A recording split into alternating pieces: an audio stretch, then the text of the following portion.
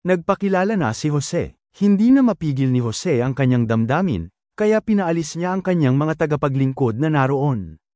Nang sila na lamang ang naroon, ipinagtapat ni Jose sa kanyang mga kapatid kung sino siya. Sa lakas ng kanyang iyak, narinig siya ng mga Egipsyo, kaya mabilis nakarating sa palasyo ang balita. Ako si Jose, ang pagtatapat niya sa kanyang mga kapatid. Buhay pa bang talaga ang ating ama? Nagulantang sila sa kanilang narinig at hindi nakasagot. Lumapit kayo, sabi ni Jose. Lumapit nga sila, at nagpatuloy siya ng pagsasalita. Ako nga si Jose, ang inyong kapatid na ipinagbili ninyo sa Ehipto. Ngunit huwag na ninyong ikalungkot ang nangyari. Huwag ninyong sisihin ang inyong sarili sa ginawa ninyo sa akin. Ang Diyos ang nagpadala sa akin dito upang iligtas ang maraming buhay. 2 taon pa lamang ang taggutom, 5 taon pa ang darating at walang aanihin sa mga bukirin. Pinoon ako rito ng Diyos upang huwag maubos ang ating lahi. Kaya, hindi kayo kundi ang Diyos ang nagpadala sa akin dito. Ginawa niya akong tagapayo ng Faraon, tagapangasiwa ng kanyang sambahayan at tagapamahala ng buong Ehipto. Sinabi pa ni Jose, bumalik kayo agad sa ating ama at ibalita ninyo na ako ang pinapamahala ng Diyos sa buong Ehipto. Sabihin ninyong pumarito agad siya sa lalong madaling panahon. Doon siya titira sa lupain ng Goshen para mapalapit sa akin. Dalhin ninyong lahat ang inyong mga anak, mga apo, mga tupa, kambing, baka at lahat ng inyong ari-arian. Mapapangalagaan ko kayo doon. 5 taon pa ang taggutom, at hindi ko gustong makita ang sinuman sa inyo na naghihirap.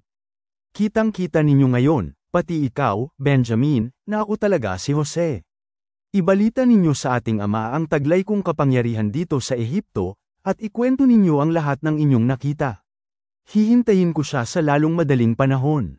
Umiiyak niyang niyakap si Benjamin, at umiiyak din siyang yamakap kay Jose. Patuloy siyang umiyak habang isa-isang hinahagkan ng ibang kapatid. Pagkatapos nito nagkaroon na ng lakas ng loob ang magkakapatid na makipag-usap kay Jose. Nang nakarating sa palasyo ang balita ng pagdating ng mga kapatid ni Jose, ikinatuwa ito ng Faraon at ng kanyang mga kagawad. Sinabi ng Faraon kay Jose, pakargahan mo ng pagkain ang mga hayop ng iyong mga kapatid, at pabalaykan mo sila sa Canaan. Sabihin mong dalhin dito ang inyong ama at ang buong sambahayan nila.